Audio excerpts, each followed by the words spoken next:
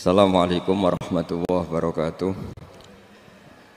Bismillahirrahmanirrahim. Nahmaduka ya ghafuru ya syakuru. Mashalli wa sallim barik ala sayyidina maulana Muhammadin wa ala alihi wa sahbihi asma'in nama ba'du. Itu kita harus bangga dengan yang namanya sujud, itu harus bangga. Sampai diistilahkan apa? Laula kaya zinatal wujudi ma toba aisi wala wujudi wala taronnam tu napa fi sholati wala ruku'i wala. Andekan ndak ajaranmu ya Rasulullah, saya ini ndak pernah menikmati sujud dan tidak pernah nikmati ruku'. Jadi syarat saya sujud itu ora sekedar kowe metek anggota pitu mboten, harus ada taronnum, harus ada kenikmatan yang luar biasa. Karena sujud ini yang menjadikan kita nanti di surga. Sujud ini yang menjadikan kita layak masuk surga. Sujud ini pula yang menjadikan kita sah disebut umat Kanjeng Muhammad sallallahu alaihi wasallam. Ciri utama umat Nabi ora kok kemenangan politik atau kemenangan dunia mboten, tapi tarohum ruk'an sujud. Umat yang kamu lihat sebagai yang rukuk, sebagai yang sujud. Artinya apa? Kalau Nabi yang soleh diriwayatkan orang soleh, pasti riwayatnya tentang sujud, tentang rukuk. Paham ya? Bareng Nabi diriwayatno LSM sing liberal. Nabi itu tokoh yang menerima semua pihak. Diceritakan Nabi perjanjian dengan orang kafir, kerjasama dengan orang kafir. Yo kok entuk wae dalil. Untuk kondi wae. Aku kadang yo gumun aku sing wong alim ora roh iku roh iku untuk kondi. Aku yo kadang heran. Kadang takok mbek wong. Niku kitab napa? Mbah Gus kula ya jare bar. Mergo aku kitabku yo sak foto-foto kok ora roh. Kono sing kitabe cilik kok roh. Ini penting saya utarakan. Mulane kula teng donya, kula nggih di bojo, nggih syukur, di anak nggih syukur. Tapi aku paling syukur kok kita ditakdir napa sujud. Mergo iku yang identitas kita. Ya ayyuhalladzina amanu ruk'u wasjudu wa'budu rabbakum. Kowe nek iman tenan ciri utamane rukuk, ciri utamane sujud. Saiki mboten. Orang tuh ndak nikmati rukuk dan sujud. Bedino sholat tetap ngeluh, ora di duwe utangnya akeh. Mestinya ketika nganggap sujud itu segala-galanya, ditakdir sujud itu senengnya bukan Nabi itu nak nyifati sujud saking senengnya. Hatta takuna sajdatul wahidah khairan minad dunya ma fiha. Sehingga satu sujud lebih baik dari dunia dan seisinya. Coba sekarang, nanti kamu di akhirat, identitas kamu yang menjadi sah masuk surga itu hanya sujud kamu. Tapi kita sujud itu biasa wae, seakan-akan ndak nikmat Allah yang luar biasa untuk duit akeh. Ini kan markai tenan. Markai tenan, entek oleh markai. Ini apa-apaan? Kan aneh, Allah mengatakan sujud itu spesial, kemudian kita nyifati sujud hal yang biasa. Aneh, berarti kamu mensifati sesuatu tidak dengan sifat yang diberikan Allah dan Rasul. Allah mensifati sujud itu luar biasa. Mulane kula nu salat iku seneng makmum. Kula nak sujud itu nikmat tenan. Ya sujud itu wis ngene iki. Mulane kula nu yakin di antara barokahnya Habib saya itu karena melanturkan beberapa syair yang itu mudawan itu dibukukan ulama-ulama dulu kayak tadi. Laula kaya zinatal wujudi ma toba aisi wala wujudi wala taronnam tu fi sholati wala ruku'i wala sujudi. Taronnam tu nyanyi-nyanyi kecil. Manane ora sekedar ya tentu ndak nyanyi. Ngono wis dangdutan apa sujud boten. Maksudnya iku menikmati taronnam itu. Kok ora iku sujud perucat gak jelas. Masyaallah ya kok do urip. Kula niku heran. Itu tenang. Coba sekarang sampean lihat surat Fatah yang di akhir. Sifat umatnya Nabi itu apa coba? Tarohum ruk'an sujud. Orang-orang yang kalau kamu melihat aktivitasnya itu ruk'an, melakukan rukuk sujud. Memang kita punya ambisi politik menguasai Indonesia atau apa, enggak apa-apa itu, tapi setelah rukuk dan sujud. Bahkan kalaupun kita berpolitik demi supaya rukuk enggak dilarang, sujud enggak dilarang. Semua porosnya demi napa sujud. Mulane surat Iqra dimulai dan ditutup dengan wasjud waktari. Sekarang enggak. Umat Nabi ngomong fadhail sujud do pelo. Pelo bisu. Ngomong fadhail sujud wis ra iso. Padahal sujud ini yang identitas kita. Kita masuk surga itu karena sujud. Bahkan ketika kita masuk neraka, iku neraka sing rawani iku walam takulin nar atharos sujud. Neraka itu tidak berani makan bekas-bekasnya. Kayak apa kalau yang sujud itu bathuk kamu, tangan kamu, dengkul kamu, terus hati kamu, fisik kamu. Mana nak sujud? Nak cara fikih sujud itu kan sementing anggota pitu nempel. Gini ku napa al-jabhah wal yaden warukbaten wal qadamen. Berarti itu kan bathuk sitok, pira gen telapakan loro, dengkul loro, terus apa? Delamaan sikil loro. Kemudian ulama ada mengatakan harus ma'ata hamulin yasir, sedikit ditekan. Mbok ukurane nganti ngecap ora roh, pokoke niku ukurane ku ditekan apa? Sedikit. Oke. Tapi sebetulnya kalau kamu fair, itu hanya syarat cara fikih. Nak cara Kanjeng Nabi zaman sugeng nak sujud nganti gituanen. Kulo nu cek apal. Ya Allah sajadalaka wajhi wa sam'i wa basori wa mukhi wa asmi wa sya'ri wa mastaqallat bihi qadami. Nabi nak sujud, ya Allah, jasad saya ini sujud kepada Engkau.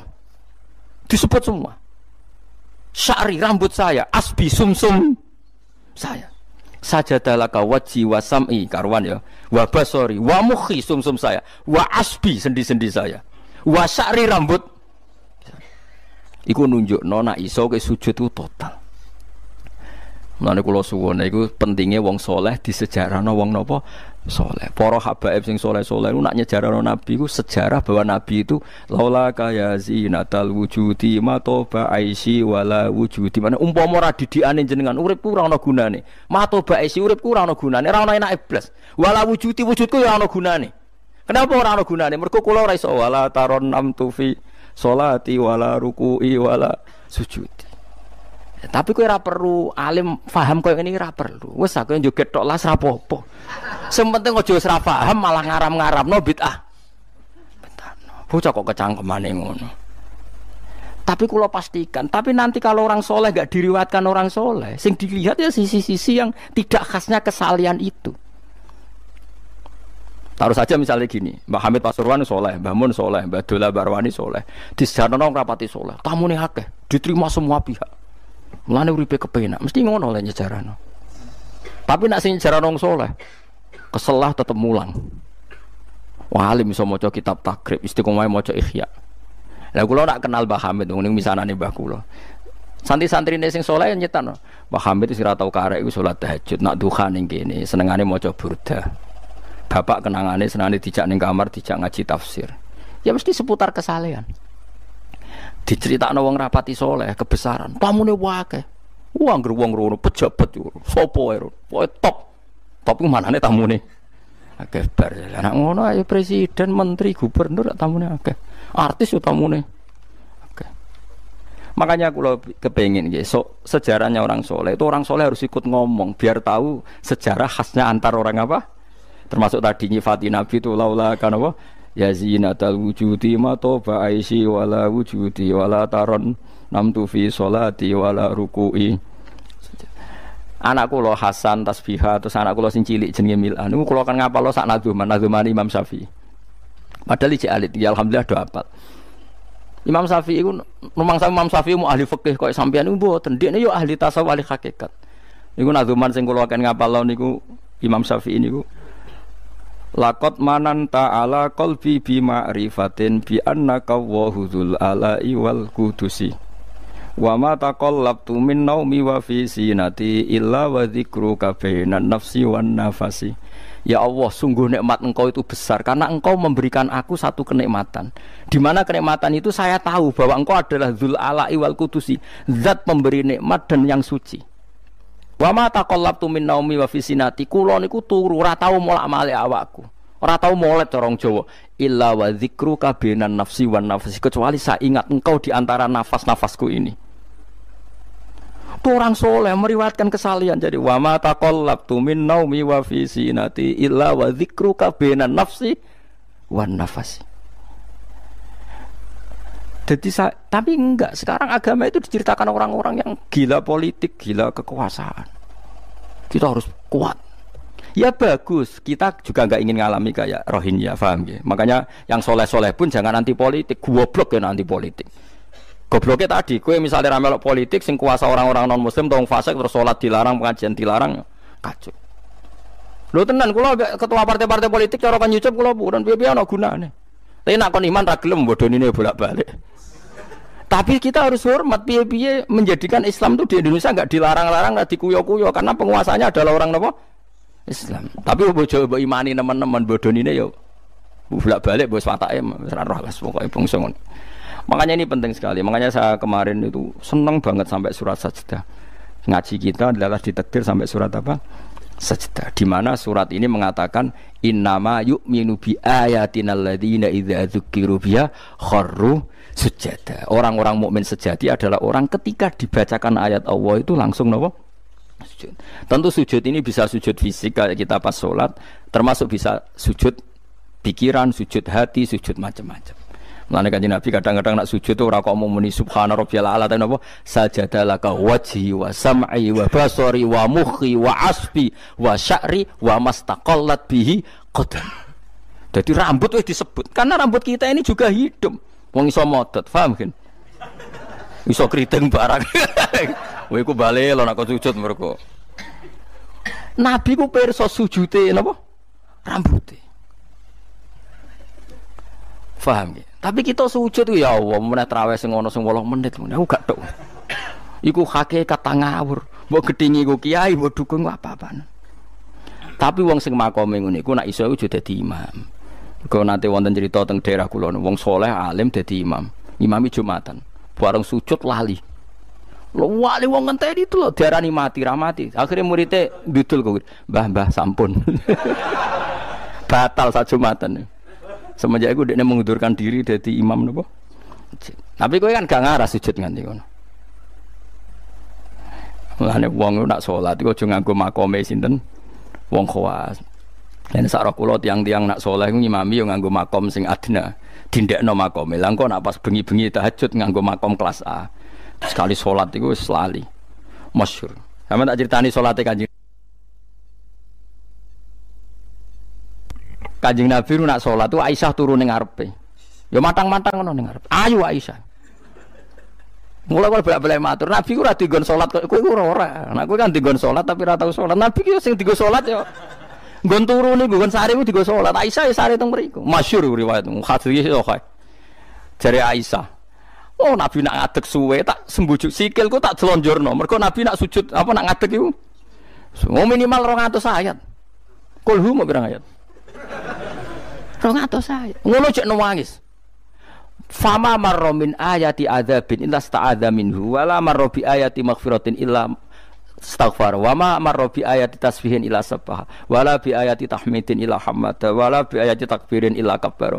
Setiap lewat ayat tasbih dia baca tasbih. Setiap lewat ayat istighfar dia membaca. Jadi misalnya subbihisma rabbikal a'la subhanallah subhanaka ya Allah. Nggak pas maca ayat intuk azibhum fa inna ibaduk ya Allah lakal hamdu wa lakal mulku ya Allah wa ma'fuan nangis. Dadi Aisyah ngerti paling suwe tak sodoro sikilku. Bareng kok ape sujud lagi sikilku tak tarik, tak pengkeretno. Mulane jare ka'annahu lam ya'rifna qat. Nabi itu ketika ndak salat itu teman kita. Tapi nek wis salat seakan-akan ndak kenal kita. Sampai sahabat itu udah bingung, Nabi habis sholat di masjid, sahabat nyun sewu sing sok kenal sok parek. Nabi itu ya talawan, wajahnya rubah kabeh. Karena hulam ya'rif, Nabi itu tidak kenal kita kalau mau sholat. Saking haibahnya mau sowan Allah Subhanahu wa ta'ala. Tapi setelah sholat baru Nabi happy. Dan Nabi itu rindu sholat, masyhur itu Nabi kalau banyak masalah itu sampai takok-takok Aisyah. Ya Aisyah Bilal kok gak rene-rene? Maksudnya qomat atau azan. Ketika Bilal teko, sopan ya Bilal, arifna bis sholat, arifna bis sholat, masyhur. Arif ngekei istirahat sira Bilal nak kita bis sholat. Ayo Bilal aku nang istirahat no nganggo sholat. Jadi Nabi yang roh donya sumpek. Iku istirahate iku.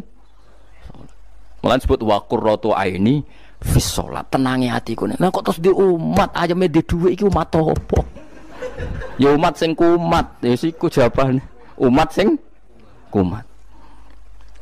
Lah ya meskipun kira iso nglakoni tapi tak critakno nek ke wong saleh iku disejarahno wong saleh ben ijek sambung.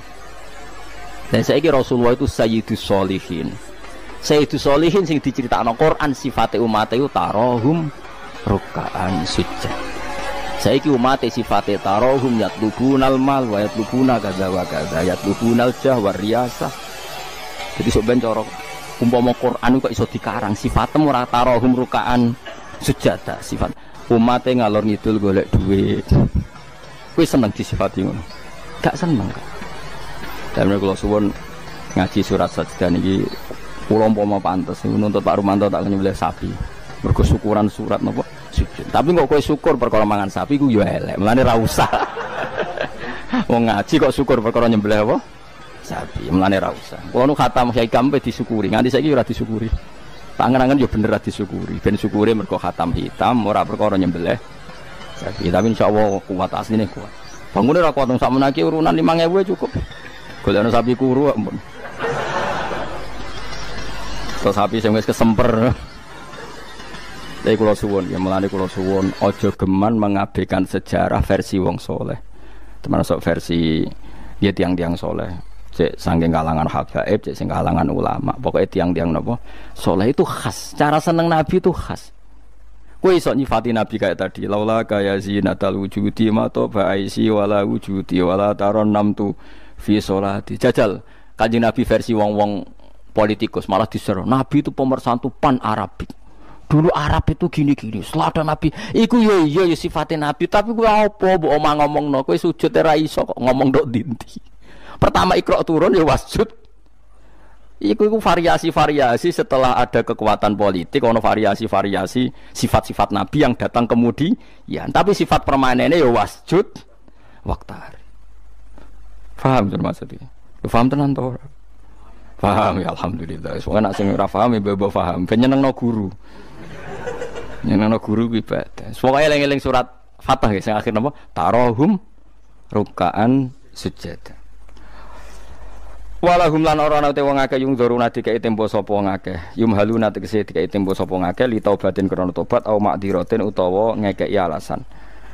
Fa'arid mongko mengo sira anhum sanging kufar wan tadzir lan ngenteni sira misale inzalal adzab ing turune siksa bimiklan kufar innahum satamne wong kafir ya muntadziruna ngenteni sapa wong kafir bika ing sira wong kafir ngenteni misale hadis samauten ing terjadine kematian atau anyare kematian auqaten utawa terjadine pembunuhan. Bismillahirrahmanirrahim. Afaman kana mu'minan kaman kana fasiqo. Afaman kana mu'minan kaman kana fasiqal la yastawun. Ammal ladzina amanu wa 'amilus solihati falahum jannatul ma'wa nuzulam bima kanu ya'malun. Wa ammal ladzina fasaqu fama'wahumun nar. Kullama aradu ay yakhruju minha u'idu fiha wa qila lahum dzuqu 'adzaban nar. Zuku adzaban naril ladzi kuntum bihi tukadzibun.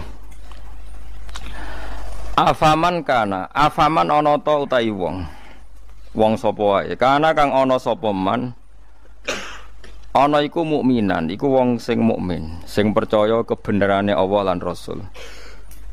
Iku kaman kaya dene wong kana kang ana sapa man iku fasikon, iku wong sing fasik utawa wong sing kafir.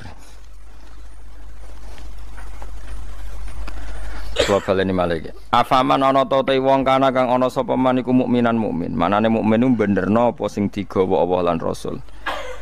Iku kaman kaya dene wong kana kang ana sapa man iku fasikon iku fasik utawi kafir. La yastawun, ora padha sapa wong mukmin lan wong fasik. Ail mukminuna tekse pira-pira mukmin wal fasikuna lan pira-pira fasik. Ammal ladzina amanu anapun te wong sing iman wa amilu lan nglakoni sapa alladzina as-solihati ing pira-pira amal saleh. Wong iman lan nglakoni amal saleh falahu mongko iku berhak, mongko iku keduwe alladzina amanu jannatul ma'wa te entuk swarga kang dadi panggonane utawa swarga-swarga kang dadi nggon panggonane. Nuzulan tur hale tumurun. Hale dadi sogatan, hale dadi penghormatan. Huwa te maknane nuzul ku ma perkara yu adu kang den sogatno apa ma kang disuguhno apa ma lidhofi krana tamu. Bima sebab perkara kanu kang ana sapa ngakeh ya malu nang nglakoni sapa ngakeh. Wa ammal ladzina anapun te wong akeh fasaku kang padha fasik sapa ladzina. Fasik ku maknane fasik. Teng mriki fasik bil kufri fasake kelawan kafiran. Wah ini gak apal loh, kalau kados ngaji kalau wingi, pokoknya angger fasek disebut Quran kok ahli neraka, buatan kok fasek sampean, buat ini fasek ringan nih, fasek medium nih, fasek sing ahli neraka bil kufri wat takdifi, wah apal loh, wah angger fasek kok ahli neraka, mana apa fasek kekafiran, lan fasik nggorohno Allah lan apa Rasul. Tapi nak fasik kaya sampean bodoni wae enteng. Dak kok teras swarga ijek-ijek mlebu. Dak kok pager-pager terus napa? Mlebu nggih araf nggih kecantol-cantol mungkin ngono. Mbok jongkrono sithik mun tok swarga ngono. Oh, angger fasik iki jelas. Mulane kula wingi ngotot. Ciri khas ahli sunnah niku darani ahli neraka iku kafir. Napa?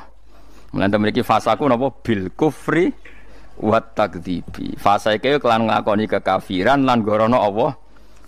Kowe kafir to ora? Mboten. Kowe tau gorono Allah Rasul. Nak bodoni kanca. Bolak-balik lah. Iku urung kafir wenteng. Mergo yo kene tau dibodoni padha wae kan wales-walesan ngono napa? Sesama saling bodoni ya gak usah saling napa dendam. Fasaku bil kufri kelan kekafiran. Jadi ngeten nggih kula terangno nggih masalah madzhab ahli sunnah nggih. Sampeyan kok aja terjebak training aswaja terus. Aswaja trainingnya pokoknya kadang tahlil ahli sunnah atau mboten enten ngoten kaidah ngoten. Sing ngeten kaidah ini tadi, apakah mukmin yang melakukan dosa besar itu kafir apa ndak? Jadi ciri khas ahli sunnah dan ndak itu perdebatannya napa? Mukmin sing murtakibul kabira napa? Mukmin sing murtakibul kabira. Orang mukmin yang melakukan dosa besar itu menjadi kafir apa ndak? Ahli sunnah berpendapat tidak menjadi kafir. Sementara yang khawarij yang lain berpendapat menjadi kafir. Nah, Imam Suyuti, Imam Ghazali, Imam Syafi'i semua itu ahli sunnah. Sehingga kalau ada orang kok ahli neraka niku mesti maksiate iku bil kufri wa takdzibi. Alasane Imam Syafi'i sak bala-balane niku sak ulama sak kancane niku wong nak wis kadung bener diridani Allah. Niku sifate ora kok ora tau salah. Kula baleni malih nggih. Wong nak wis bener diridani Allah, niku sifate ora kok gak tau salah iku ora. Nek Allah seneng kowe, iku statusem wong-wong sing liyukaffirawhu anhum aswa allazi amilu. Engko amal elek ndelalah didadekno di sepuro sinten? Allah. Carane piye ya? Carane nggawe poin. Misale ngaten, sampeyan ngobet wek cah wedok. Cah wedok seneng banget kowe. Sementing ke komitmen aja zina.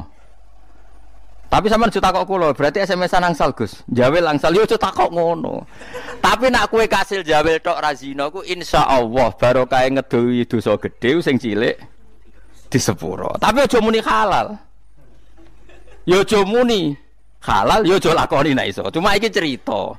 Ana wong seneng cah wedok banget. Tapi dhekne sukses ninggalno napa?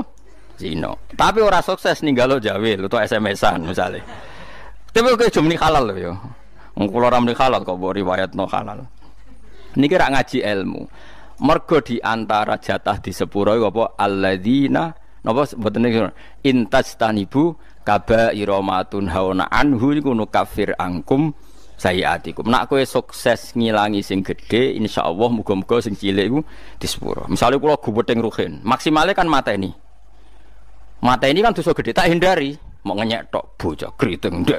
Lah iku yen yo dosa ngomentari ngono iku kan. Tapi luwe apik timbang gedeng diimplementasekno membunuh. Jadi misalnya gedeng wong, opsi tertinggi kan mata ini. Misalnya gak mata ini bacok sikile atau bacok tangane kan berat. Wah iki ditinggalo kabeh mau karek ngrasani gremeng nyek. Lah iku lumayan. Senajan to ngrasani ya tetep dosa, tapi lumayan. Mulane kiai-kiai rata-rata yang ngrasani mergo mangkel lu nek ora diomongno dadi udun. Nah, akhirnya ngrasani. Kiai-kiai anggere mbok tamoni critakno lawan politike, mesti ngrasani to ora? Ngrasani. Mergo nek diempet ya dadi udun. Tapi ku luwih apik timbang mateni. Misalnya kula kiai yang jenis seperti ini. Roh metode wong seneng Quran lewat konser, lewat MTQ mesti ngritik. Bar wanita ora seneng nek ono MTQ dikritik. Ya ngrasani, tapi apik niate. Lah kok sing seneng MTQ ya ngrasani kiai-kiai sing kaya kula. Wah, wong kok gak gelem siar. Quran iku buta siar, wong Islam buta siar. Ya sak muni-munine lho pokoke. Iki kan ya rasan-rasanan. Sampai sementing gak santet-santetan ngono maksude. Lah iku disebut apa? Intajtanibu kaba'ira matun hauna anhu iku insyaallah nukafir angkum sayiatikum. Jika kamu sukses meninggalkan dosa-dosa besar, yang kecil insyaallah dimaafkan. Ini penting saya aturkan. Nah, kalau orang baik itu syaratnya tidak pernah dosa, berarti sekali dosa dia jadi kafir. Ini masalah bagi ahli sunnah. Nah, niki penting kula atur. Mergo critane ngeten nggih, wong nak bakate saleh, mabuke ning masjid. Bodoni yo santri, mergo dekne ora duwe kanca geng. Akhire korbane yo santri. Mergo dekne bodoni wong liya, wong abangan, preman ora kenal. Sing dikenali santri. Akhire korban bodoni yo. Ya kula kiai bodoni wong ya bolak-balik. Tapi kula ora tau sambat, pancen jatahe mun kadang-kadang kebodhon ku ya jatah. Sampeyan kula critani, zaman Nabi ku ana wong jenenge Abdullah. Niki hadis sahih teng Bukhari wonten, teng pundi-pundi wonten. Wa kana yulaqabu khimaron. Dekne ku sampe nak ngundang kanca-kancane ku khimar. Wa kana yudhiku Rasulullah katsiron. Dekne senengane guyokno Kanjeng Nabi. Kanjeng Nabi orang yang sering serius iku mergo mimpin perang macam-macam nak roh dolah iki guyu. Kancane ra ngundang dolah tapi napa? Iku nak mabuk ini masjid Kanjeng Nabi. Mboten trimo masjid mriki mboten. Masjid Kanjeng Nabi. Ngefly. Anggere takok, kowe wong fasik kok ora ning terminal tandalan ning masjid. Aku nak ora Nabi ku ngeluh. Tapi ojo minum gak ngregani Nabi. Aku tak ora minum yo ngeluh. Angel gak? Akhirnya singkat cerita, Nabi itu profesional, masih santri ini nak salah ditakzir. Takzirane Syaribul Khamri ku gak ada batasnya. Enggak ada ukurannya, memang di Quran enggak ada. Sehingga kadang Nabi yo jilid 20 kali, kadang 80 kali. Bil jaridi wan ni'al. Ini sing khusyuk-khusyuk ngrungokno hadis iki. Jarid niku napa? Apa gen? Pelepah napa? Kurma wan ni'al ku sandal. Dadi ana sahabat sing saleh-saleh iku ditabuki mbek sandal, kadang ambek. Tapi bariku yo ngono meneh. Nganti sing jilid ku bosen. Dadi cara ning Aceh polisi syariate nganti napa? Bosen. Singkat cerita ada sahabat yang ngomentari begini. Ya khimar, ya mal'un. Pokoknya di kue ku khimar, kue ku mal'un. Saya masih ingat betul tagnya itu. Kamu ini mal'un, orang yang dilaknati Allah. Nabi duka. La tal'anuhu fa innahu yuhibbu waha wa rasul. Lalu dalil ahli sunnah, kamu jangan melaknati dia. Fa innahu yuhibbu waha. Orang ini meskipun peminum arak itu senang Allah dan Rasul. Saya masih ingat betul takbir yang ada di kitab Ihya. Takbirnya begini, falam yukhrijhu bil maksiati anil mahabbah. Nabi tidak mengeluarkan dia dengan melakukan maksiat dari status mencintai Allah dan Rasul. Sebab itu ahli sunnah sepakat, orang maksiat itu bukan kena sifat atau kena status dia memusuhi Allah dan maksiat itu gawan kita dhaif. Misalnya ngene, kowe ora cah wedok iku eling terus nganti 2 jam. Bareng Allahu Akbar takbir ra eling Allah. Terus berarti lu seneng cah wedok timbang Allah. Wong ambek Allah ora eling mbek cah wedok. Ora iso ngono, kowe seneng cah wedok iku gawan nafsu, yen gak bakat wali. Paham nggih? Akhire eling terus ra iso lali. Allah ora butuh mbok ilingi kowe ya ora keren diparingi lali kowe. Ini penting kula ngajekno. Kula baleni malih. Sama siapa takbirnya di Ihya di beberapa kitab ahli sunnah. Falam yukhrijhu bil maksiyah anil mahabbah. Orang ini tidak dihilangkan sifat mahabbahnya kepada Allah dan Rasul hanya karena nama maksiat. Karena maksiat itu gawan bodoh, gawan lali, gawan ngebet, gawan macam. Misalnya kayak dia anak papat, bojomu setia, katut rondo. Terus ana wong muni ngene, dadi yo katut rondo lali anak bojo, ora lali ora masalah. Cuma ora iso lali rondo, tapi ora lali anak bojo. Wong nyatane dhuwit jadi dibagi jatah anak yo ono jatahe. Cuma wong sing gedeng darani kowe iku lali anak. Ora lali mulai ditakoki jenenge anake yo jek roh. Kelas pirone yo jek. Cara ditakoki, "Lah kok ora mbok rabi wae?" Sungkan anakku. Lho jek roh ta ora? Ijek. Tapi ora iso lali rondo iku luwih anyar misalnya. Nah, yus ngono iku. Selama ini kamu kan ya begitu. Saiki ngene aku takok. Kowe nyebut dhuwit mbek Allah sedina akeh dia. Akeh dhuwit. Kerja ya demi dhuwit. Ngamuk bojo demi dhuwit.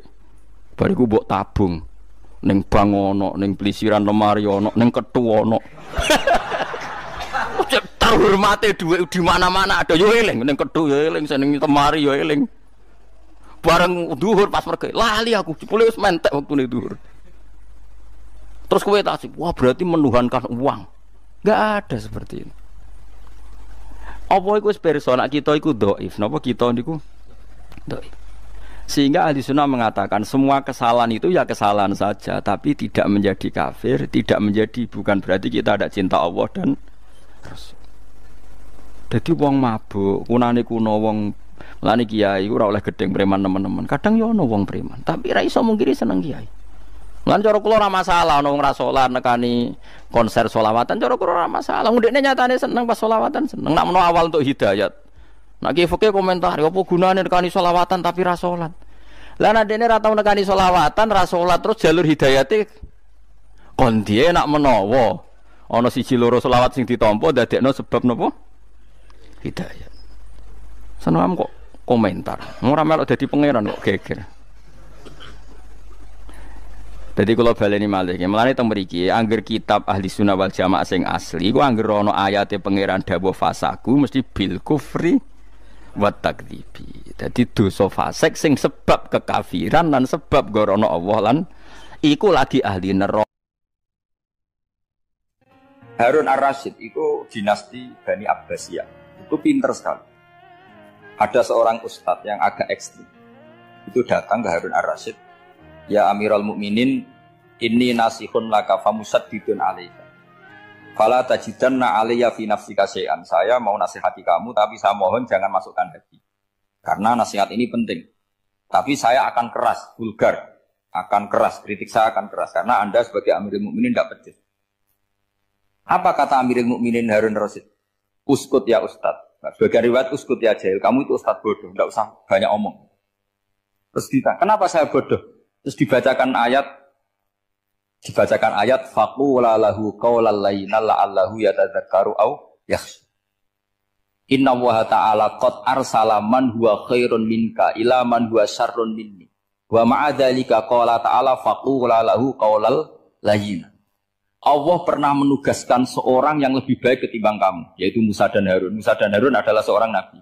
Kepada orang yang lebih buruk ketimbang saya, yaitu Fir'aun. Itu saja etikanya faqula lahu qaulal lainan. Kamu kalau ngomong yang halus, yang baik, yang berperadaban, kok kamu sama saya mau kasar?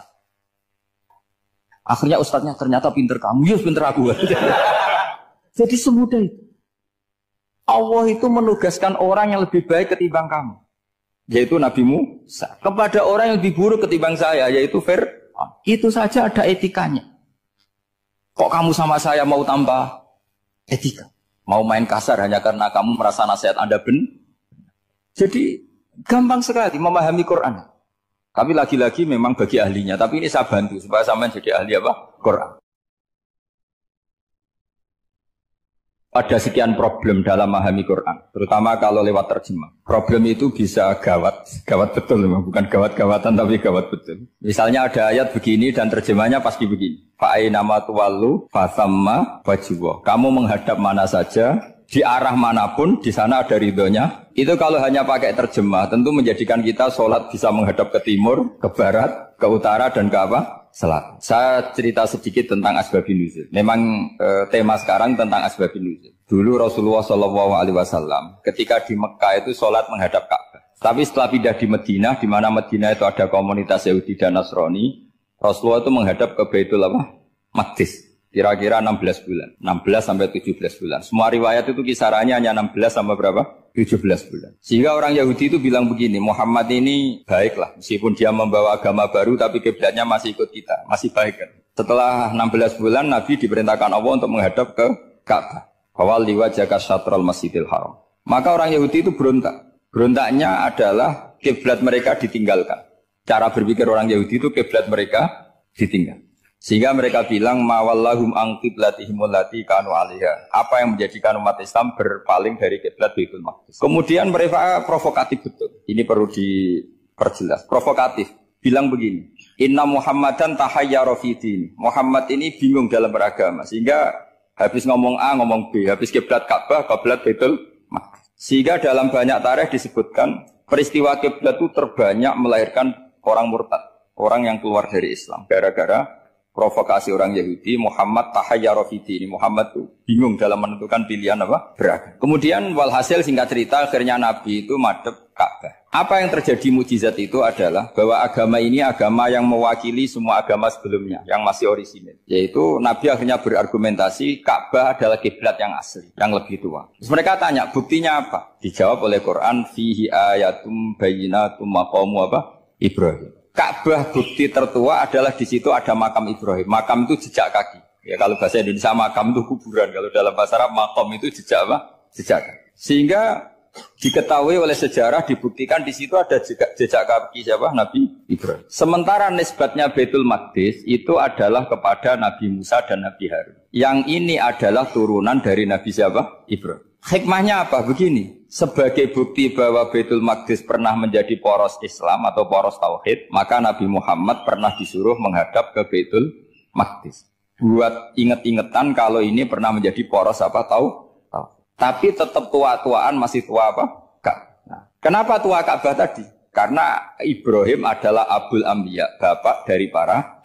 Dan di situ ada jejak kakinya. Fihi ayatum bayyinatum maqam. Bukti itu belum cukup. Dibuktikan lagi bahwa Ismail kecil itu hidupnya di Ka'bah. Kita tahu sa'i baina Safa wal Marwah adalah karena Siti Hajar sedang mencari apa? Jadi ada bukti sekian, bukti empirik bahwa Ibrahim itu kiblatnya itu Ka'bah, bukan Baitul. Sehingga ada kata-kata fihi ayatum bayyinatum maqamu. Nah, tanpa ngerti asbabun nuzul, kamu akan mengartikan fa'i nama tuwal fasamma wajwa itu salah. Karena di situ kamu menghadap mana saja, maka di situ ada ridhonya Allah. Maka para ulama memberi catatan, maksudnya begini, kamu menghadap kemana saja, asal itu yang diperintahkan Allah, maka di situ ada ridhonya Allah. Harus seperti itu maknanya, disesuaikan dengan konteks asbabin nuzul. Tanpa seperti itu tidak bisa. Dan masih banyak lagi kepentingan tentang asbabun nuzul.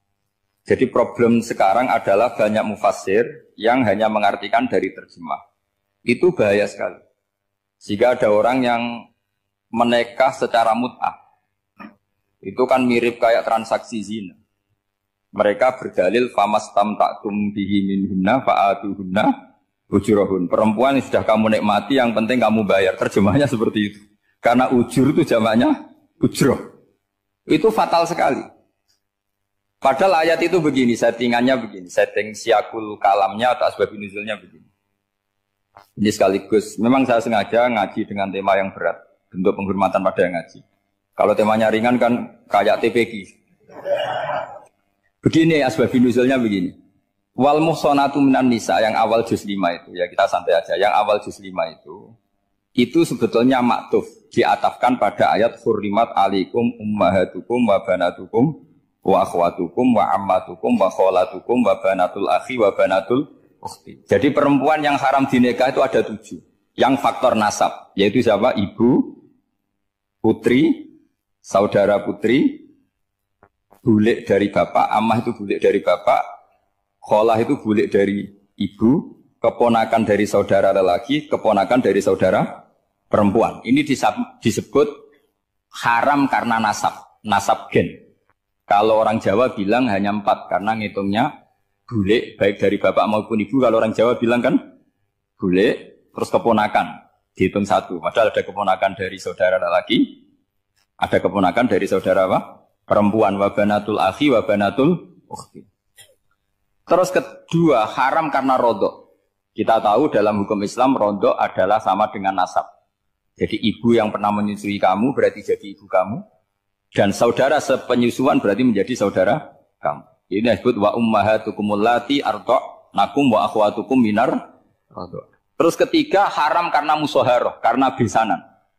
Jadi pagi ini misalnya saya nikah dengan Sri, bilang qabil tu nikaha wa taswijaha bil maril madkur. Setelah nikah dengan Sri ini otomatis ibunya dia menjadi mertua. Otomatis haram saya apa? Nikah. Ini namanya haram karena musoharoh. Atau kamu punya anak Zaid. Zaid pagi ini akad dengan Sri. Berarti Sri adalah menantu Anda. Otomatis haram bagi Anda. Itu namanya haram karena musoharoh, karena bisanan.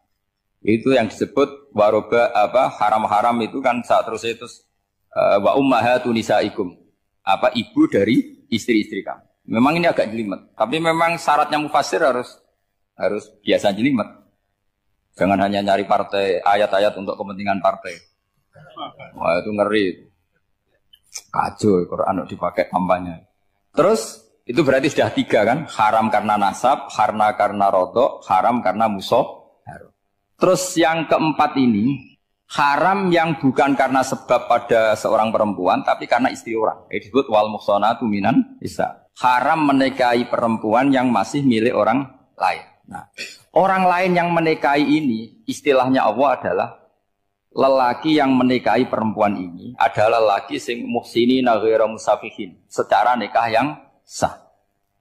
Nah, nikah yang sah itu begini dalam hukum fikih Islam. Saya nikah dengan Sri, kalau hanya akad, itu saya wajib bayar mahar hanya separuh. Jadi kalau saya janji bayar 1 miliar, berarti wajib bayar berapa? 500 juta. Kalau janjinya 100 juta, hanya bayar 50 juta. Itu yang wajib bil akdi. Nanti wajib sepenuhnya nunggu bil jima. Kalau sudah hubungan intim, baru wajib 100%. Jadi kalau ada di Jawa, nikah dengan seperangkat alat sholat, itu yang atasannya tok, itu wajib karena akad. Nanti bawahnya nunggu setelah hubungan apa? Intim. Nah, ini hukum Quran, bukan hukum saya. Makanya kan wa in talaqtumuhunna min qabli an tamassuhunna, saat terus fanis suma faradtum. Hanya wajib bayar setengah. Nah, perempuan yang sudah diajak hubungan intim itu kata Allah fa'atuhunna ujurahun, maka wajib kamu bayar penuh. Jadi ayat itu tentang perempuan yang sudah dinikah, kita harus bayar berapa? Harus bayar penuh. Ini penting saya utarakan. Nah, problem kita sebagai orang Indonesia, ini juga problem Pak On, problem semua kiai. Mahar di Indonesia itu nggak bisa dibahas di Quran. Karena keterlaluan, kecilnya itu keterlaluan. Saya ini kan kiai, sering ngakatkan tuh sampai bosan, seperangkat alat sholat itu ngawur sekali. Ini mbak harus nggak mau gitu. Saya provokasi minimal itu ya berapa? 100 juta berapa? Pantasnya berapa? Pantasnya berapa? 10 gram itu berapa nilainya? Kan 1 gram 500 ribu, baru 5. Ya sudah mendingan itu 10 gram. Quran itu bayangannya gini, sambil latihan, yang hafal-hafal biar latihan. Jangan dapat beasiswa karena hafal tapi nggak jelas juntrungannya. Quran itu bayangannya gini, ini nggak mungkin Quran ini bisa dibaca di Jawa. Wa in aradtum istibdala zawji makana zawji wa ataitum ihdahunna qintaran fala ta'khudhu minhu syai'a. Jika kamu nikah sama seorang perempuan, kemudian kamu cerai, maka mahar yang sudah kamu berikan jangan ambil lagi. Karena mahar di Arab itu mahal, 100 juta, kadang mobil Alphard, kadang GMC. Sehingga setelah menceraikan tuh kebayang menarik. Kok enak, dulu saya memberikan itu kan karena dapat servisnya, sekarang sudah saya cerai, saya tarik. Kalau mahar di Indonesia kan seperangkat alat sholat. Jadi gak kebayang ada kalimat fala ta'khudhu minhu syai'a, jangan ambil lagi. Kebayang ngambil aja enggak? Apalagi kalau nikahnya sudah 2 tahun kan sudah lusuh, sudah.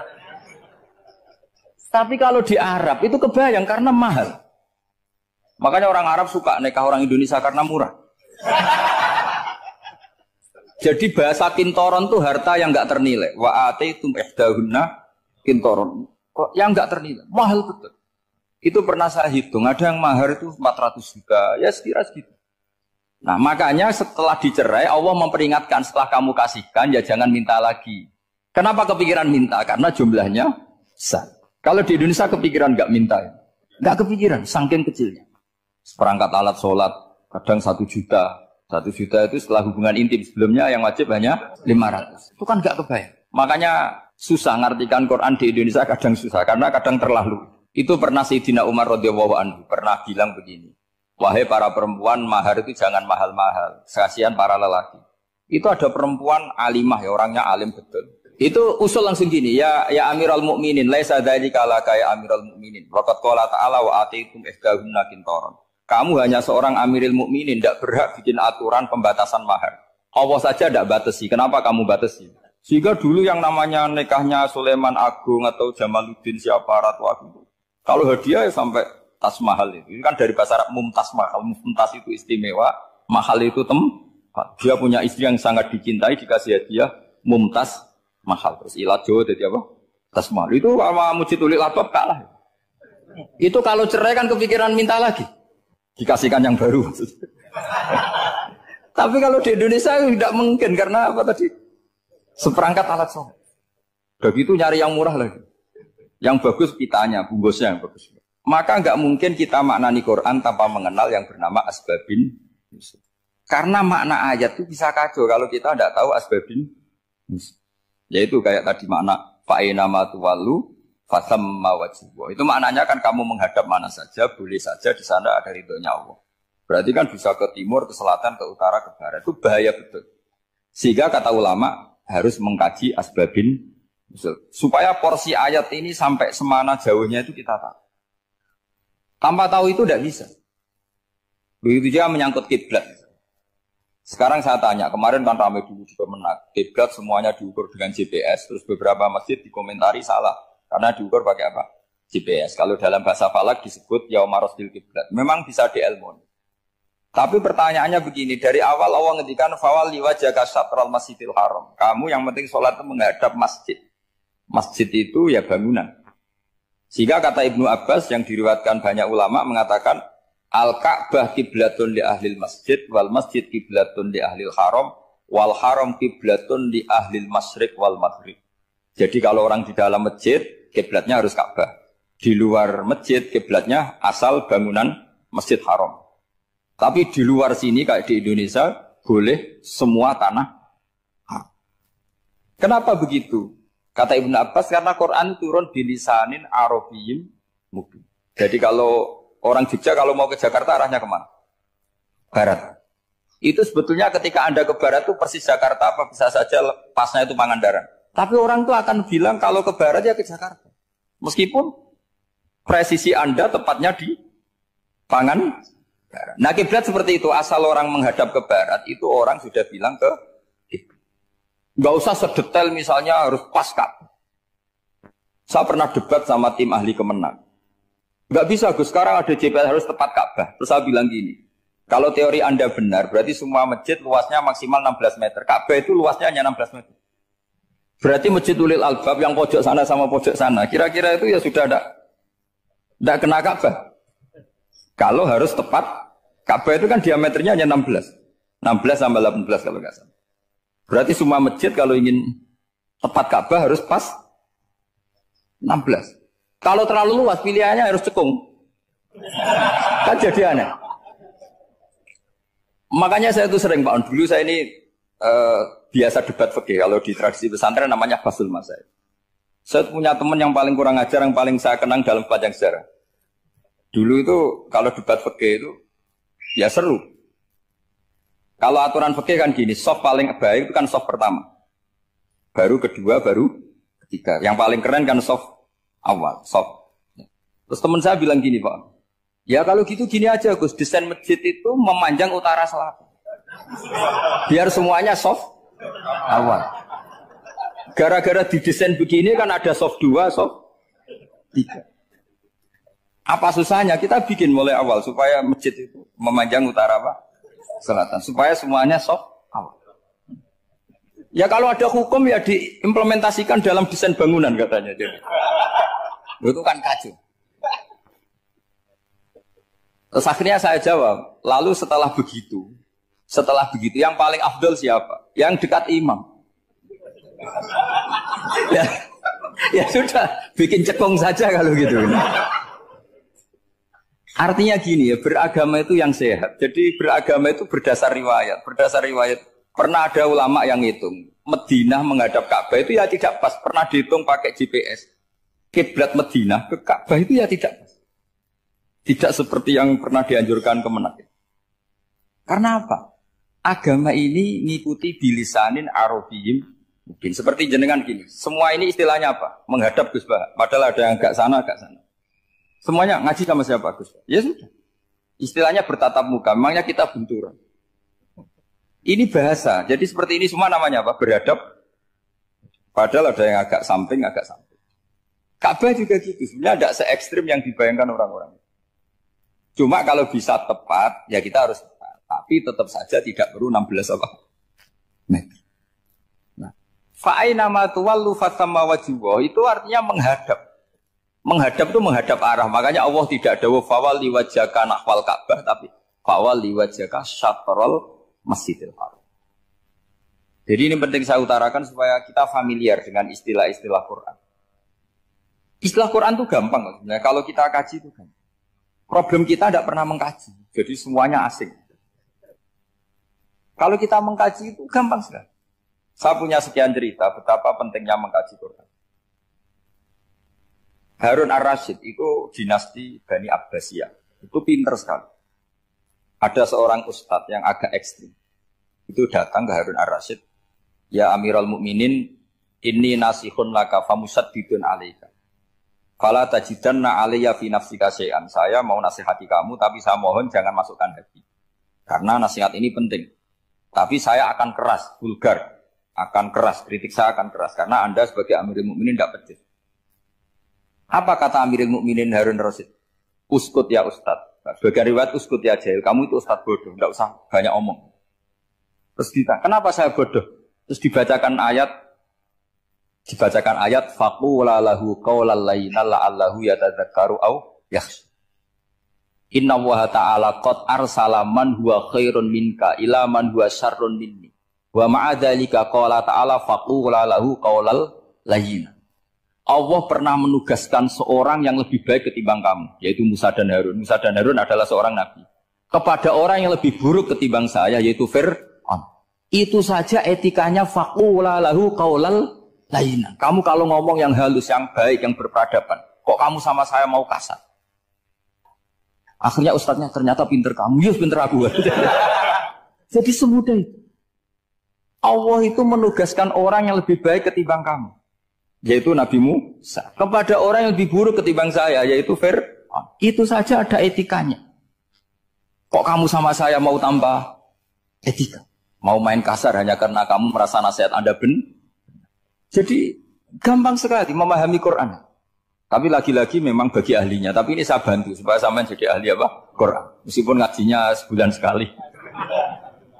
Sudah sebulan sekali tidak punya kitabnya. Sudah. Jadi ulama dulu kalau belajar Quran itu gampang. Saya berkali-kali cerita. Yang kitab saya baca di rektorat namanya Syajaratul Ma'arif. Itu kalau cerita bikin judul itu enak sekali. Babuna fil ibad bikullil bilad. Bab seseorang di mana saja hidupnya harus bermanfaat. Terus dalilnya itu hanya mengutip makalahnya Nabi Isa, wa ja'alani mubarakan ainama kuntu. Ciri utama seorang nabi apa? Saya di mana-mana adanya berkahi orang lain. Jadi berkah bagi orang lain. Maksudnya tidak jadi problem bagi orang lain. Artinya kamu hidup entah di Jogja seperti Pak Ono orang Jember, saya orang Kembang. Hidup di Jogja manfaat, di Jember ya manfaat, di mana-mana manfaat. Saya pernah di Korea seminggu ya manfaat. Saudara kita TKI yang di Korea ya manfaat, di sana bikin masjid, bikin apa. Karena ngendikane Allah menceritakan Nabi Isa siapa? Wa ja'alani mubarakan ainama kuntu. Saya adalah orang yang di mana-mana berkah. Artinya manusia eksistensinya harus seperti itu, hidup di mana saja. Gampang sekali memahami. Pernah Imam Syafi'i ditanya, kalau kamu enggak kehilangan air atau enggak ada air di satu daerah, cari-cari dulu. Sampai enggak ketemu. Setelah enggak ketemu air baru kamu boleh tayamum. Imam Syafi'i ditanya, apa dalilnya harus mencari dulu? Kalau nggak ada air ya langsung tayamum saja. Kenapa harus nyari-nyari dulu?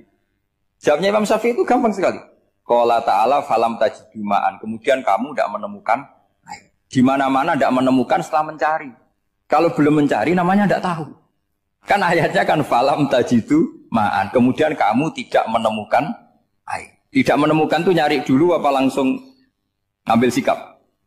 Nyari dulu baru kesimpulannya tidak ketemu. Kalau belum pernah nyari namanya tidak tahu. Segampang itu lama dulu memahami Quran karena konstruksinya utuh. Yaitu mereka tahu betul bahwa Quran itu bilisanin Arabiyim. Ketika Futuhat Syam. Syam dulu itu dikuasai tentara Romawi. Era Sayyidina Umar Futuhat. Yerusalem dikuasai tentara Islam. Itu awal Sayyidina siapa? Umar radhiyallahu anhu.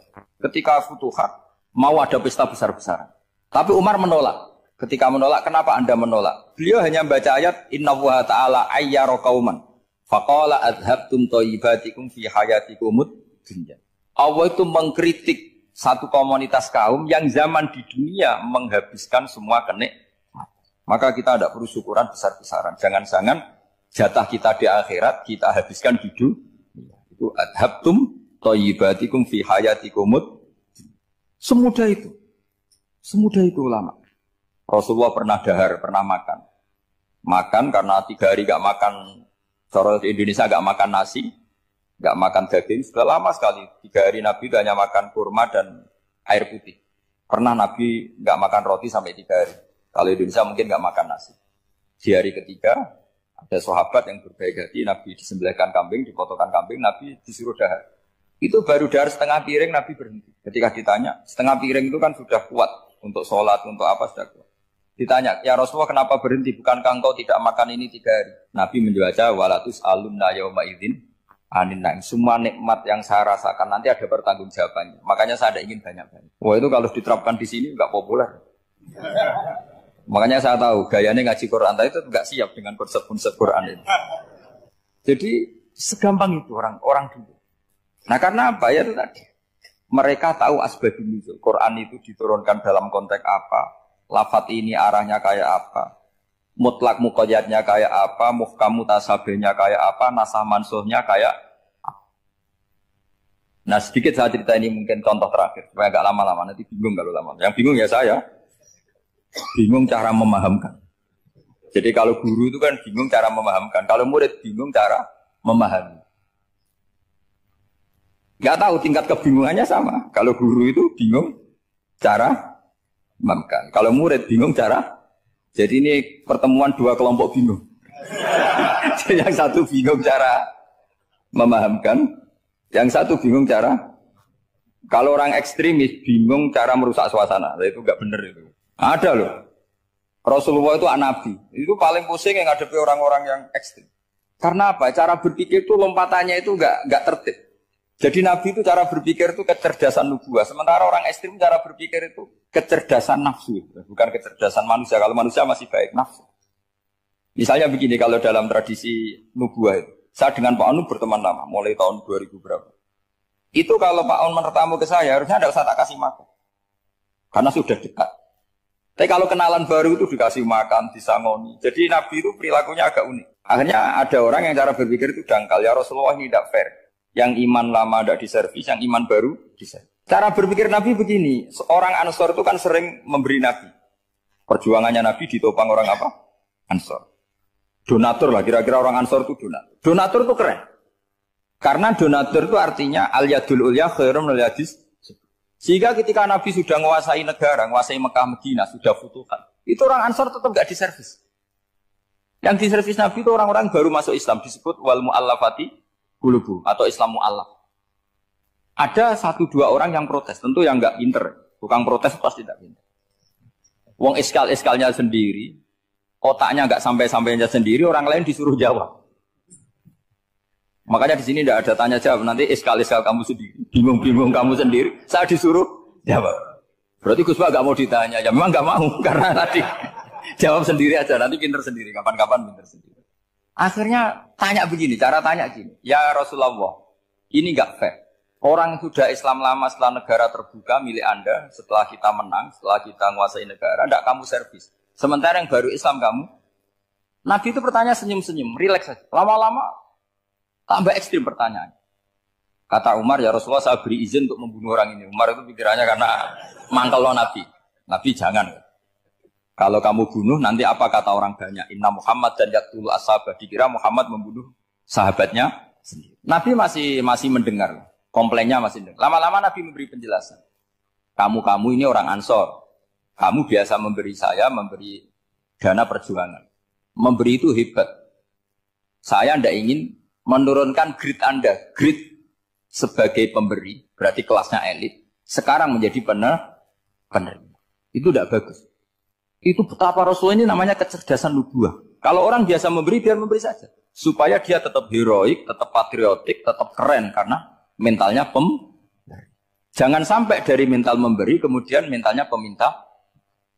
Jadi kalau Pak On jadi tim suksesnya Pak Jokowi, dia tidak minta-minta. Kalau dulu kampanye, ya kampanye saja. Biar memberi terus nggak pernah minta. Meskipun akhirnya ya gelong. Tapi Nabi dulu tidak gitu. Jadi orang Ansor itu nggak pernah diservis. Padahal jasanya kayak gitu. Supaya kelasnya tetap kelas elit, yaitu pemberi, penanggung jawab. Nabi gak ingin orang Ansor turun grade menjadi penerima. Orang-orang yang cerdas nubuah menerima konsep Nabi seperti itu. Tanya sama Pak On, saya dadani terjemahan UI itu puluhan tahun sama Pak Jun. Itu beliau ke kontrakan saya ke rumah beliau. Tidak pernah berharap apa.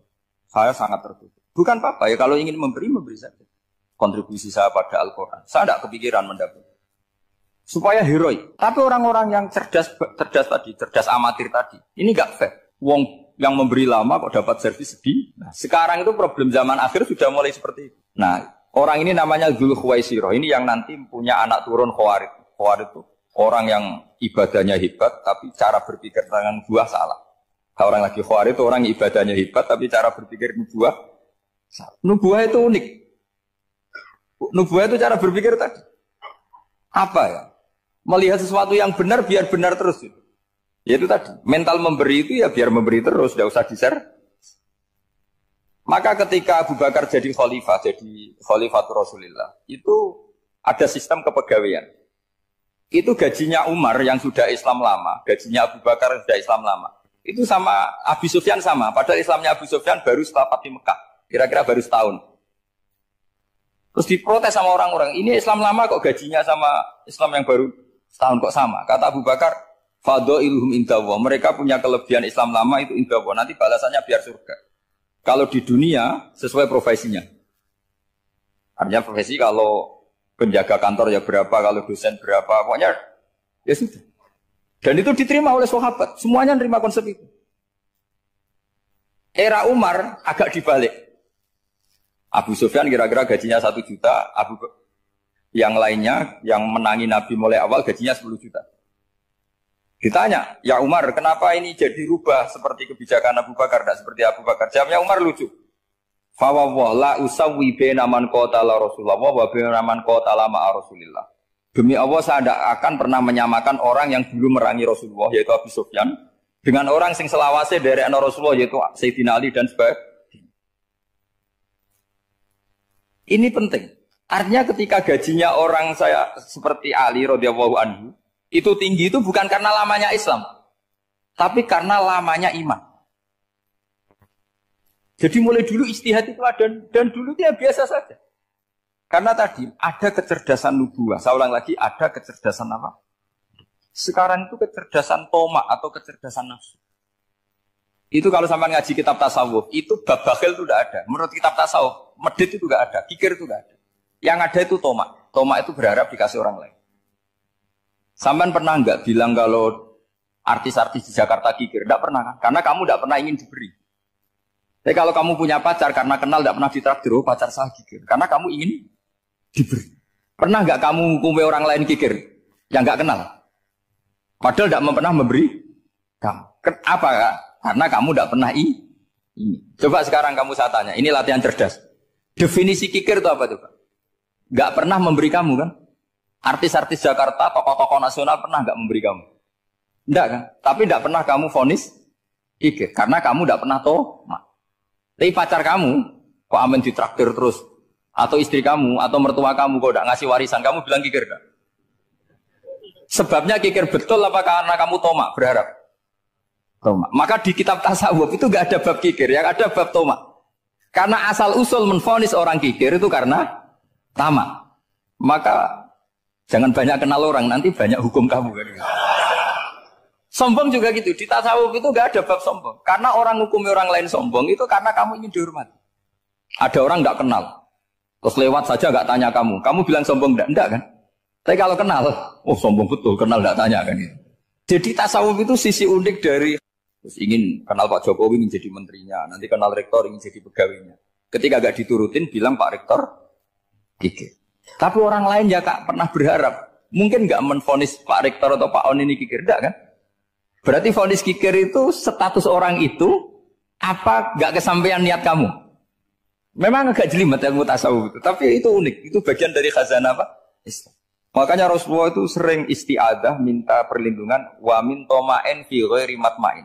Ya Allah, saya tidak ingin berkeinginan yang tidak layak. Coba kamu protes negara itu karena apa? Ingin makmur sejahtera tanpa kerja sehingga nyalakan menteri keuangan, menteri ini itu. Makanya kalau guyonannya ulama tasawuf begini, tak beri bocoran. Guyonannya orang tasawuf. Begini guyonannya. Anta lam tajid min nafsika kullama turid. Fa kaifa turidu min ghairika kullama turid. Kamu yang punya keinginan saja tidak bisa memenuhi apa yang kamu inginkan. Kenapa keinginan itu kamu timpakan ke orang lain untuk memenuhi kamu? Wong kamu yang punya keinginan saja tidak bisa mewujudkan. Kenapa keinginan Anda kamu timpakan, bebankan orang lain untuk memenuhi keinginan Anda? Misalnya kamu, Gus saya ini goblok, tolong pinterkan. Wong kamu yang ini saja tidak bisa. Kok menyuruh saya? Jadi kalau tiap tasawuf itu unik.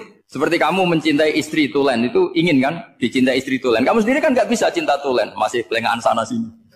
Kamu pacaran, ingin pacar kamu setia. Ternyata kamu bikin sekian alternatif. Kalau putus ini punya ini, putus ini. Tapi kamu ingin ini setia, kan nggak fair. Makanya guyonnya orang tasawuf itu, anta lam tajid min nafsika kullama turid, fa kaifa turidu min ghairika kullama turid. Gampang tuh apalane, pokoknya ratrit gitu aja gampang. Jadi kamu yang punya keinginan saja tidak bisa memenuhi. Kok orang lain disuruh memenuhi? Sehingga orang tasawuf itu malu betul. Misalnya saya kok ingin Pak On takdim sama saya itu kurang penggawean. Kalau saya ingin ditakdimi saya menakdimi diri saya sendiri. Makanya berbahagialah orang yang ngilu terus saya ganteng sendiri ya Allah. Saya kaya sendiri. Menunggu orang lain bilang kamu kaya itu repot. Menunggu orang lain bilang kamu hebat itu sudah bilang aja ya Allah saya hebat, ya Allah saya ganteng, ya Allah saya cantik. Daripada menunggu orang lain bilang apa? Cantik. Jadi ilmu tasawuf itu unik. Jadi kalau fikih itu yang dikritik itu kikir. Kalau tasawuf enggak tomak. Karena orang yang kamu vonis kikir itu jangan-jangan tidak kikir tapi mementingkan yang lebih penting. Misalnya ada teman yang tidak pernah naktir kamu, ternyata punya ibu sakit, uangnya dianggarkan untuk ibunya yang sakit, atau anaknya sekolah, atau keluarganya masih butuh biaya, ya, sehingga sama teman dia kikir. Hakikatnya kikir apa mementingkan yang penting? Tapi kamu karena nggak pernah ditakdir menvonis kikir. Nah, ini pelajaran. Jadi makanya yang dianteni ilmu tasawuf itu tomak, tamak itu kalau dalam bahasa Indonesia, bukan kikir. Karena vonis kikir itu akan disematkan orang yang tidak kesampaian hajatnya. Pokoknya bapak saya itu, keluarga kiai itu ajarannya itu. Yang penting jangan berharap dari orang lain. Ini Pak On saksinya, saya dulu benahin terjemah itu nggak pernah ingin diperlakukan seperti ini. Ya ngaji aja. Karena pikirannya keluarga kiai itu sederhana. Kalau ngamal ya ngamal saja. Ngamal itu heroik. Makanya buyut-buyut kita semua ini kan pahlawan semua. Membela negara Indonesia jadi merdeka. Ya nggak pernah kebayang jadi presiden, menteri. Tapi sekarang nggak, ngamal sedikit saja harus jadi menteri. Jadi ini bahaya kalau dalam kelangsungan bernegara. Karena orang biasa transaksional. Awal negara ini dibangun berdasar heroik, bukan berdasar apa? Transaksional. Tapi sekarang orang akan membiasakan itu. Apa-apa itu transaksional. Ini tidak bagus untuk kelangsungan bernegara. Apalagi kelangsungan beragama. Sehingga seperti saya ini masih punya desa-desa binaan di Sragen, di pedalaman Papua sekalipun. Saya punya santri banyak di Papua. Itu kalau cerita itu unik-unik. Itu mau Jumatan, itu enggak ada orang 40. Sudah datang setengah 12. Itu datangnya 3 jam. Di situ mau ketemu santri 3. Akhirnya mereka tanya gini, Pak. Pertanyaannya itu, Gus, boleh enggak Jumatan orang 3? Secara fikih Syafi'i kan harus orang 4. Kemudian mereka tak bilang, buat sholat duhur saja. Mereka enggak mau. Wong Jumat-Jumat kok duhur.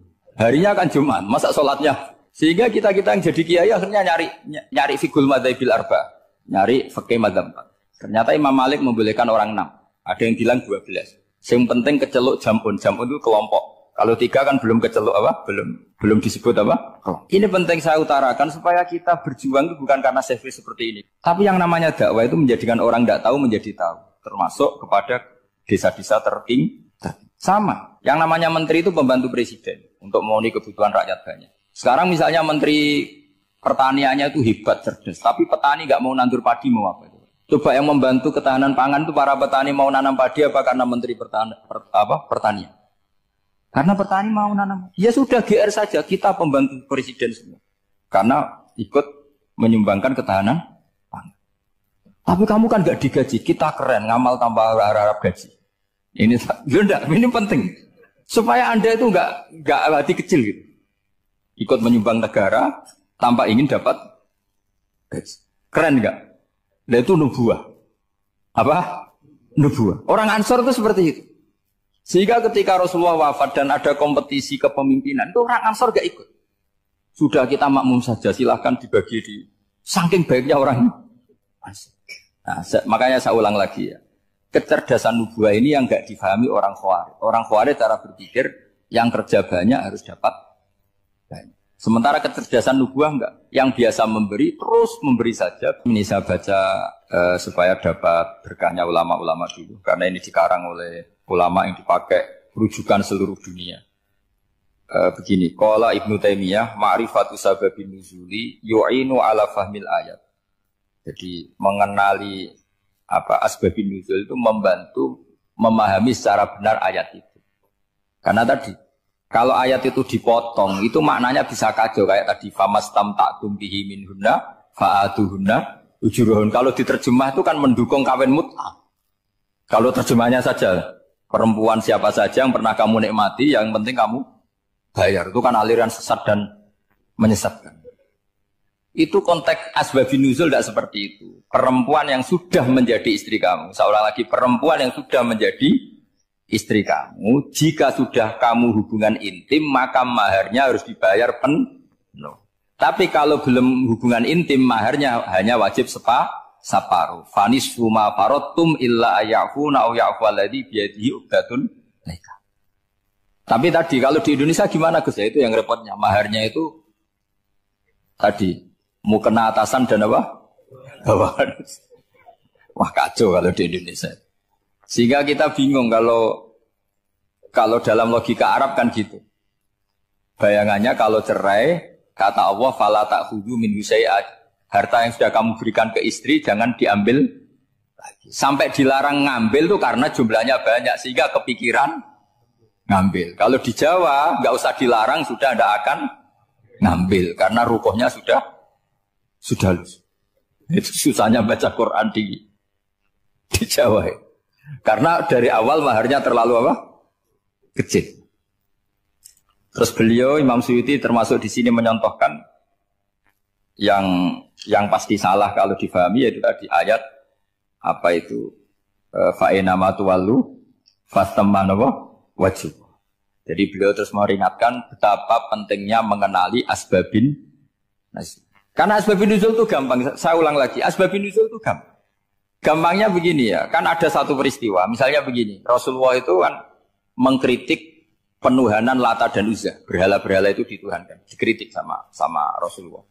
Kemudian mereka begini, karena mereka biasa personifikasi Tuhan. Muhammad, kalau Tuhan itu tidak Lata Uzza dan itu terbuat dari batu, lalu Tuhan Anda itu dari apa? Amin fiddotin audhabin. Lalu Tuhan Anda ini dari emas apa dari perak? Karena mereka nggak bisa membayangkan Tuhan tanpa dipersonifikasi.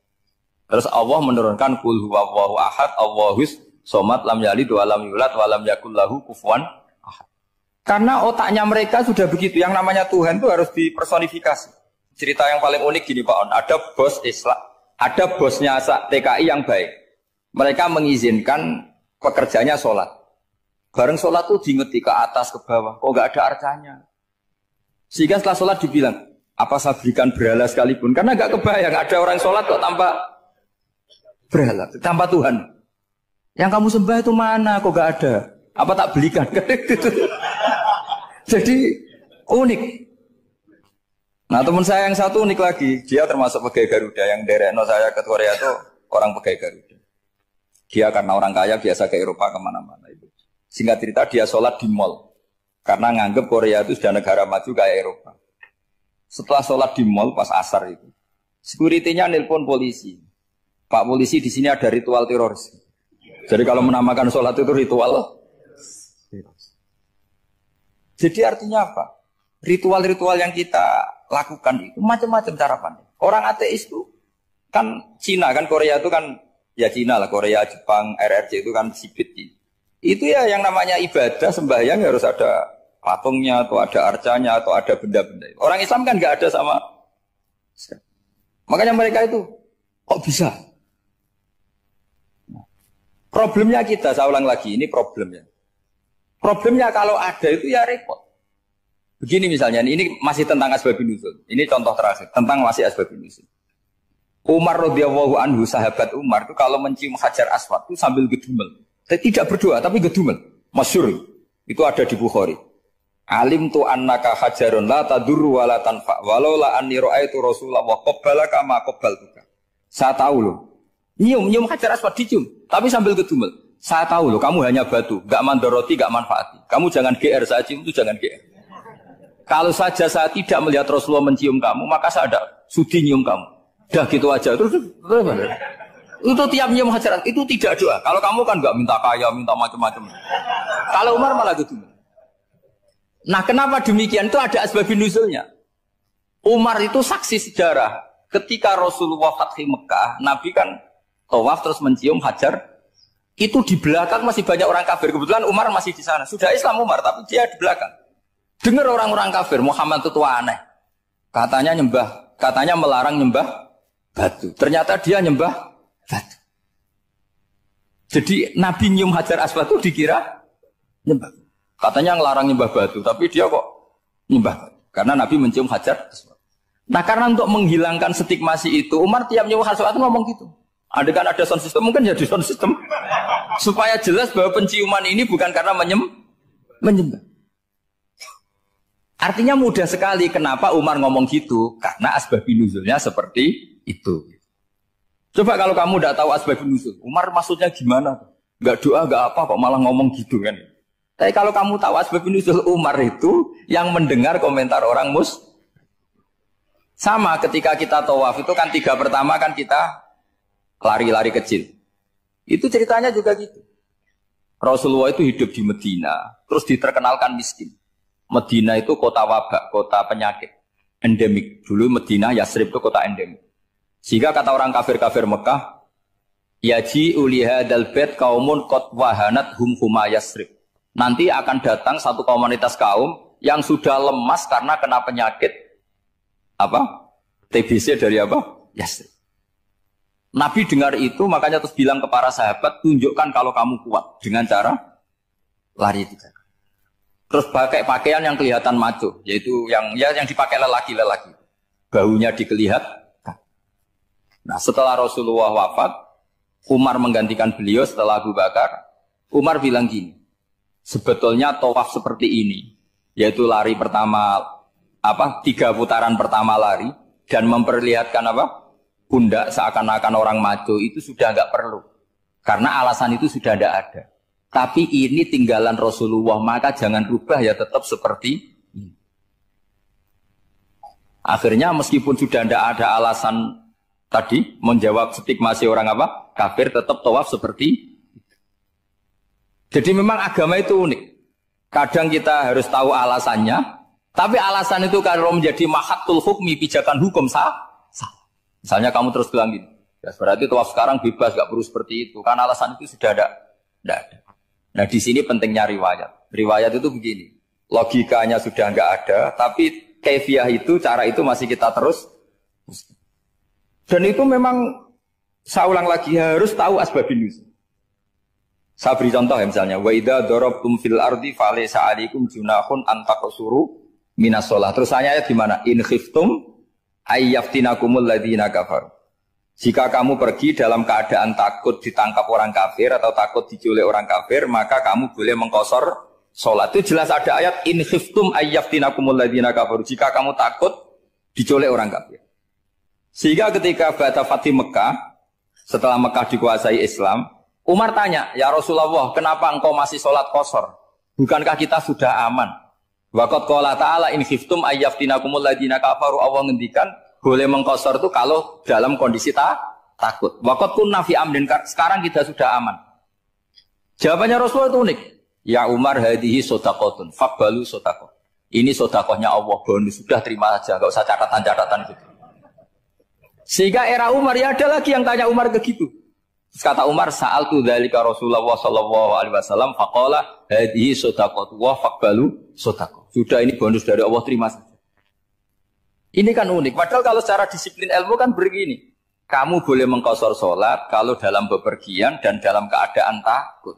Logika hukumnya kalau tidak takut tidak usah. Sama seperti begini. Kamu kalau pergi jauh seperti saya Pak On, itu ngosor sholat apa enggak ngosor kan? Alasannya kalau kosor itu, kalau pergi itu masyakot, repot.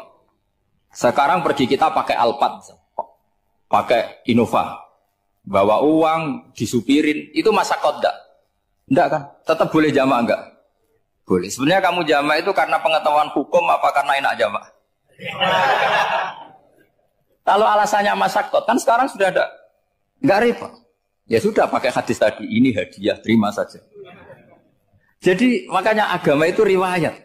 Tapi ada saja ulama yang agak balik loh. Agak balik gini. Banyak juga ulama misalnya duwe gawe. Ibunya sakit terus ribet. Jamak sholat. Kenapa? Ribet ngurmat ibu. Makanya ada saja kiai yang duwe gawe mantu itu terus jamak sholat. Tapi jangan ikuti. Tapi ada saja karena alasannya jamak itu karena apa?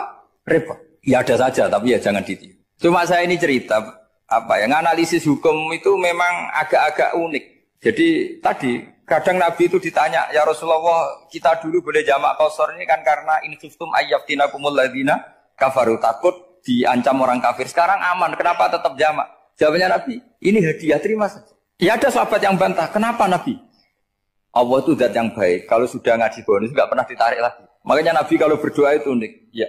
Siapa yang disiksa di dunia karena dosanya, fawahu akramu min ayyus sanniya uqubatahu fil akhirah. Kalau ada orang salah kok di dunia sudah dikasih sanksi, Allah itu lebih mulia untuk mengulang nanti di akhirat. Akram itu Allah terlalu mulia, maksudnya orang kepikiran wis males ya selesai, tidak akan di. Kalau sampean kan enggak, masih ingin lagi. Jadi itu cara berpikir nubuah. Jadi berpikir nubuah itu beda.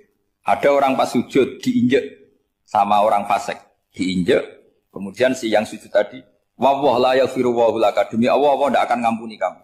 Itu langsung Allah memberi wahyu sama Nabi di zaman itu. Bilangin yang sedang sujud itu, dia harus minta maaf sama saya, kata Allah. Mangdzalladzi yata'alla ala fulan, dia bersumpah bahwa Allah tidak akan memaafkan orang, itu harus diralat. Nabinya iskal, kenapa ya Allah? Yang Tuhan itu saya ini punya sifat dua, bisa menyiksa dan bisa memaafkan. Kenapa dia milih sifat saya satu tidak memaafkan? Akhirnya apa? Orang yang injek tadi sama Allah dikasih tobat dan jadi orang soleh. Jadi itu makanya kamu nggak boleh jadi orang ekstrim nyifati Allahnya satu. Nggak boleh, Allah tetap bisa yaghfiru liman yasha wa yu'adzibu may yasha. Sifatnya Allah dua ya tetap dua, nggak boleh kamu pilih satu. Misalnya kamu kan biasanya gini, yang ghafur untuk kamu, yang sadidul uqab untuk orang lain. Mesti kelakuannya sama kan begitu. Nggak boleh seperti itu. Rasulullah kayak apa bencinya sama Wahsy? Karena Wahsy itu qatilu Hamzah. Yang membunuh Sayyid Hamzah siapa? Itu bencinya bukan main Rasulullah. Sampai maksud-maksud Wahsy. Tapi sama Allah malah diturunkan ayat laisa laka minal amri syai'un aw yatuba alaihim aw yu'adzib. Muhammad, meskipun kamu kekasih saya itu tidak wilayah kamu, maafkan atau enggak, terserah saya, kata Allah. Ternyata betul, malah Wahsy dikasih tobat. Nah sekarang enggak, orang itu nyifati Allah sama orang lain sadidul iqab, kalau sama dirinya enggak boleh seperti itu. Allah ya sifatnya tetap. Jadi boleh kamu misalnya berdoa, ya Allah mbak yang cantik itu semoga dapat jadi istri saya. Mbaknya juga boleh berdoa, ya Allah naudzubillah min dzalik. Jadi ini adu kekuatan, nanti terserah nanti Allah pihak yang mana. Kayaknya pihak yang perempuan. Karena kasihan kan kalau cantik dapat orang apa? Saya tuh andaikan boleh fatwa fikih, yang saya haramkan tuh orang jelek dapat orang jelek. Karena kasihan anak-anaknya, tahu-tahu jelek banget. Jadi kan kasihan itu. Jadi dalam Islam itu seperti itu. Jadi apapun benci kita sama musuh kita, Allah bisa saja memperlakukan musuh kita secara baik. Karena Allah itu yaghfir. Tetap kita harus sifati Allah yaghfiru liman yasha wa yu'adzibu. Jangan karena kita benci seseorang seakan-akan Allah sama dia pasti menyek. Itu yang dicontohkan Allah kepada Rasulnya, itu beliau tidak cocok sama Wahsy, malah Wahsy dikasih petunjuk. Makanya terus ada ayat apa laisa laka minal amri syai'un aw yatuba alaihim aw yu'adzib. Muhammad, tidak wilayah kamu, saya menentukan mengadab atau mengam. Makanya rata-rata kiai ulama itu halim. Orang halim itu rileks. Layinal janib, tidak gampang menvonis orang lain. Biar Allah tetap dengan sifatnya yaf'alu ma yasha, bahwa Allah bisa melakukan apa saja. Soal kamu benci sama seorang, benci saja atas nama kamu. Jangan nyatut-nyatut Allah. Misalnya kamu cinta seseorang, wah ini yang calon presiden ini harus jadi presiden. Ternyata Allah menghendaki jadi menteri, mau apa? Ya Allah yaf'alu ma yasha, mau apa coba? Yang kiai atau Pak On, DPAI, pantasnya kan menteri agama itu Pak On. Tapi kalau Pak yang takdir gitu mau apa? Ya sudah, Allah ya falu. Santai aja. Itu rileksnya ahlul ilmi, ya sudah santai saja. Ini negaranya Allah, ini kerajaan Allah, ini buminya Allah, ya Allah biarin ya falu. Mas, jadi Tuhan Allah kamu yang repot. Jadi Tuhan itu Allah kamu yang repot. Ya Allah biar tetap ya falu. Mayasa Allah boleh ya firli mayasa, udah atibu mayasa. Alhamdulillah utawi sakabehane puji kulillahi kagungane Allah ala silatihi ing atase peparing Allah. Jadi sing pertama maca napa silah napa ala silatihi ing atase peparing Allah. Mulane darani silaturrahim penyambung rahim. Manan nyambung rahim iku nek iso yo ngekeki. Ora mau titip salam tok. Wong iso ya.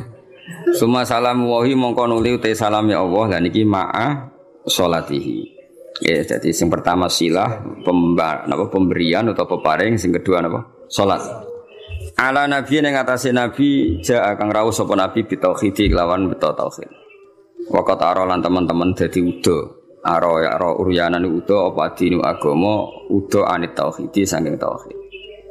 Jadi maksudnya ketika nabi rawuh semua yang mengatasnamakan sebagai agama niku pun terlepas saking napa tauhid. Jenapa waqat arad dinu anit tauhid. Jadi kepada Nabi Muhammad yang datang membenahi tauhid yang sesungguhnya saat itu agama-agama yang lain meskipun mengatasnamakan agama tapi sudah telanjang atau terkosongkan dari apa?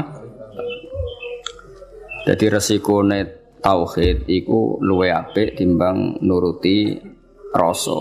Mulane kula bolak-balik fatwa, bolak-balik matur. Agama ora iso dikawal mek khusyuk. Khusyuk itu kadang-kadang malah ngrusak agama. Senajan to barang apik napa? Barang. Kudu nomor 1 ku ilmu napa? Ilmu. Kok khusyuk itu nomor 2. Misalnya contoh gampang ini. Perasaane wong khusyuk. Mulane kula seneng sampean ra khusyuk. Senajan to aku yo ngerti ra krana ilmu, pokoke seneng. Mesti watak no. Watak ya turunan macam-macam. Agama nak digawa wong khusyuk, iku mesti perasaane ngene. Nak apik iku minallah, nak elek iku minasyaiton. Ya tak baleni nak apik iku minallah, nak elek iku minasyaiton. Karena gak siap, saya ulang lagi ya, gak siap menisbatkan elek pada Allah. Tapi teori wong khusyuk ngene iki ku lali, berarti hunaka di sana agamane Allah iki di alam raya ini ana saltonah, ana kekuasaan di luar Allah iku ora mikir. Mulane perdebatan Imam Sanusi mewakili ahli sunnah mbek Mu'tazilah ngono. Dari Imam Sanusi kita yakin kan masyhur kan iman rukun ke-6 apa khairihi wa syarrihi. Iku hebatnya Islam. Islam iku agama sing paling ngidolakno Allah, paling mentauhidkan Allah, paling mentakbirkan Allah, paling memuji Allah. Tapi wasemono rukun iman iku khairihi wa syarrihi min Allah. Kowe gelem ra gelem raimu elek ya kersane apa? Kowe goblok ra apal-apal ya kersane apa? Mulane kiai ku ra iso tegas wong kersane apa. Mulane kiai kok aku beja-bejane wong mergo kiai ini ahli apa? Tauhid. Ora wong goblok ya tenang. Ora santri ra jelas ya tenang. Dalil apa khairihi? Itu nak pondok unggulan apa? Oh ribet ana santri goblok ribet. Kurang ngaji kok. Kakean manajemen apa? Ben aku iman tenan ya khairihi. Nah ketika Mu'tazilah mengatakan bagaimana mungkin Allah menghendaki syar. Innallaha ta'ala naha anis syarri kaifa arada. Mu'tazilah masuk akal. Bagaimana mungkin Allah melarang keburukan kemudian dia menghendaki. Apa? Kaifa arada syarra wa huwa nahahu. Bagaimana dia menghendaki keburukan sementara Allah melarang itu. Orang Mu'tazilah gak masuk akal.